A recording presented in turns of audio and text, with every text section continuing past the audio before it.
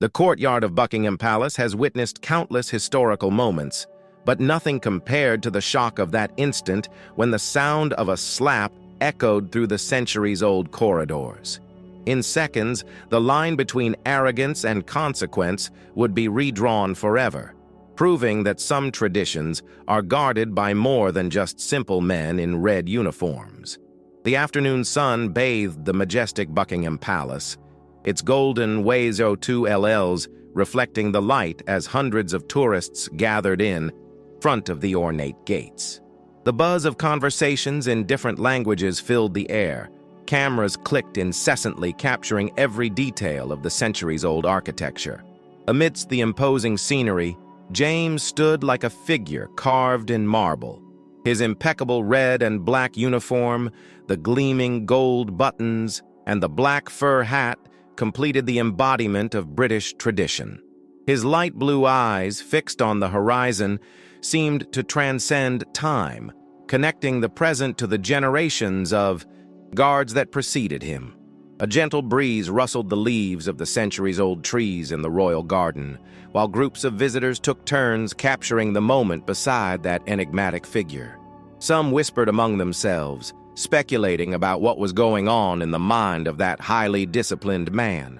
Others simply admired, respectfully from a distance, the one who represented centuries of living history. Little did they know that that tranquil afternoon was about to turn into a moment no one present would ever forget.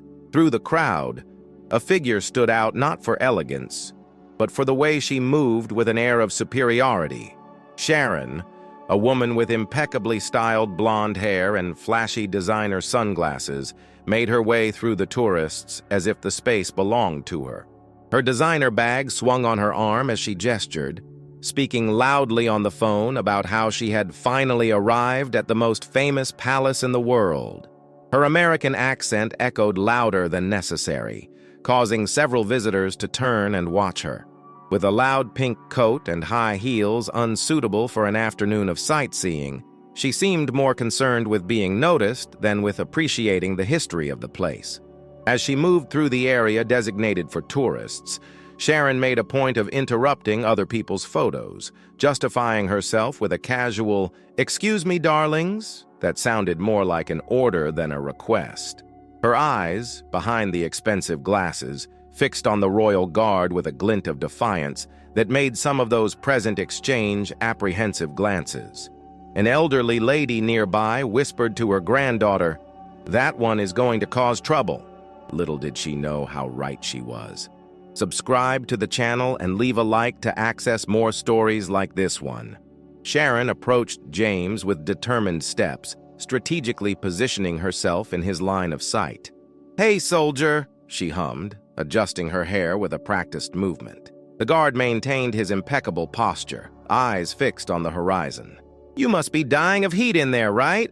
Sharon laughed, turning to the nearby tourists as if inviting them to join her little performance. Some smiled nervously, others discreetly moved away. Dissatisfied with the lack of reaction, she began to strike exaggerated poses next to the guard while a friend took photos. "Look, everyone, he doesn't even blink. Is he a robot?" His voice had an increasingly provocative tone. "How much do they pay you to stand still like a statue?" A group of teenagers started filming the scene with their cell phones while Sharon continued her monologue. "You know, back in the United States, our guards know how to treat tourists well." She moved even closer, her strong perfume invading the guards' personal space. "They at least respond when someone talks to them." James remained motionless, but a faint vein pulsed at his temple, the only indication that there was a human being behind that disciplined facade. The palace courtyard, once filled with light conversations and camera clicks, now buzzed with murmurs of disapproval. A circle of spectators naturally formed around the scene, their expressions divided between shock and disbelief. "She shouldn't be doing this," whispered a young woman, her cell phone discreetly recording everything. A father hurriedly moved his children away, explaining in a low voice about respect and consequences. On the palace stairs, other guards observed the situation, their tense postures signaling a silent readiness. Sharon, fueled by the growing attention, elevated her performance even further. "Look at this, everyone! This is the famous British Guard that everyone talks about." Her voice echoed through the courtyard as she gestured like a circus ringmaster. Some younger tourists laughed nervously, but most of those present exchanged worried glances. A middle-aged woman tried to intervene. "Ma'am, perhaps it's better." But Sharon interrupted her with a disdainful wave. "Dear, I know exactly what I'm doing. This is London, and I am a paying tourist." The air grew heavy with tension as cameras continued to emerge among the crowd. A nearby tour guide was already speaking discreetly into his radio, his eyes fixed on the unfolding scene. The situation crossed all boundaries when Sharon, in a calculated move, reached out her hand towards James's ceremonial rifle. Time seemed to freeze. A collective gasp echoed through the courtyard, followed by a sepulchral silence. "Let's see if this weapon is real," she declared, her fingers inches away from the sacred equipment. The provocative smile on her face revealed that she knew exactly what she was doing. The closest tourists instinctively recoiled, creating a vacuum around the scene. In that critical moment, Sharon did the unthinkable. Frustrated with the guard's continued impassivity, she raised her hand and, in a swift motion, slapped James across the face. The sound of the impact reverberated through the courtyard like a gunshot. "Now you're going to have to do something," she exclaimed, triumphant. The crowd, in absolute shock, remained in deadly silence. That gesture had crossed a line that no one had ever dared to cross before. James's face, still turned from the impact of the slap, slowly returned to its original position. A red mark was beginning to form on his cheek, but his eyes now emanated an intensity that made Sharon take an involuntary step back. In a fluid and precise movement, James swung his rifle toward Sharon. The weapon moved with the elegance of a choreographed dance, but with an authority that made everyone hold their breath. "Do it!" her voice thundered. "One!" Each word laden with years of military discipline. "Step!" The rifle pointed firmly. "Back!" Her eyes locked on his. "Back!" Sharon stumbled, all her previous bravado evaporating instantly. Her face, once radiant with arrogance, paled. The phone slipped from her trembling hands, hitting the ground with a dull thud. Two additional guards emerged from their positions, their synchronized steps echoing through the silent courtyard. They approached with military precision that made it seem as if they were gliding over the pavement. I am an American citizen," stammered Sharon, her voice now stripped of any previous confidence. But her proclamation fell on deaf ears. The guards flanked her, their imposing presences making the gravity of the situation clear. One of the guards announced in a firm voice, "Ma'am, you are under arrest for assaulting a member of Her Majesty's Royal Guard." Within minutes, two Metropolitan Police officers appeared, their blue uniforms contrasting with the vibrant red of the Royal Guards. Sharon, now completely stripped of her previous demeanor, alternated between pleas and empty threats about embassies and international lawyers. "You can't do this to me! I have rights!" she shouted as she was escorted out of the courtyard.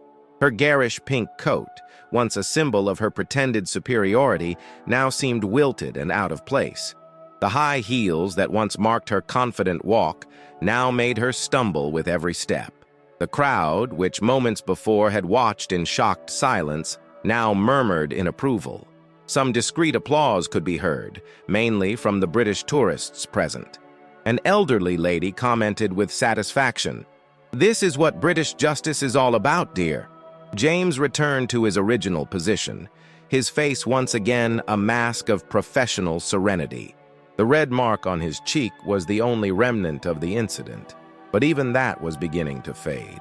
His rifle returned to the ceremonial position, his eyes once again fixed on the horizon. In the distance, one could still hear Sharon protesting as she was led to the police car, her voice fading among the renewed conversations of the tourists who were gradually resuming their normal activities. The incident quickly spread across social media.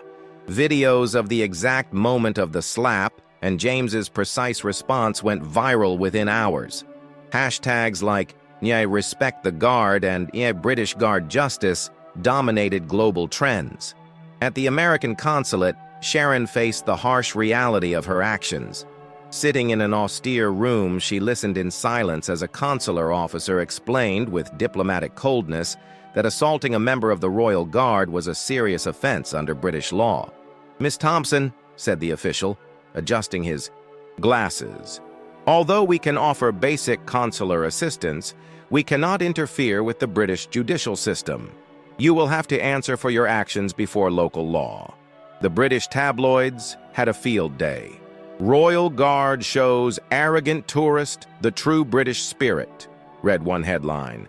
Another proclaimed, "Slap in the face to royalty, slap in the face to justice, American tourist learns a lesson." Meanwhile, on social media, James inadvertently became a symbol of dignity and composure under pressure.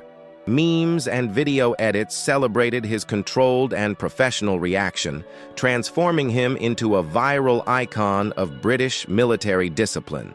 Subscribe to the channel and leave a like to access more stories like this.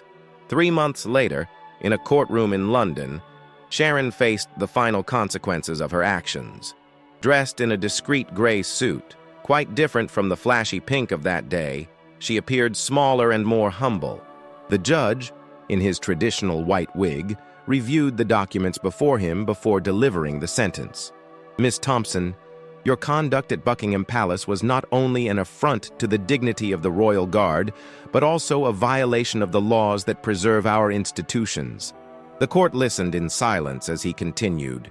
"Considering the nature of the incident, your previous lack of criminal record, and your apparent remorse, I sentence you to 3 months in prison, suspended for 2 years, a substantial fine, and a 5-year ban from entering royal properties." Sharon simply nodded, her eyes fixed on the floor. Her lawyer had advised her to accept the sentence without protest, considering it could have been much worse. Outside the courthouse, reporters eagerly awaited a statement. Sharon, for the first time since the incident, spoke publicly. "I made a terrible mistake. My arrogance and lack of respect have no excuse. I learned the hard way that respect and dignity are universal.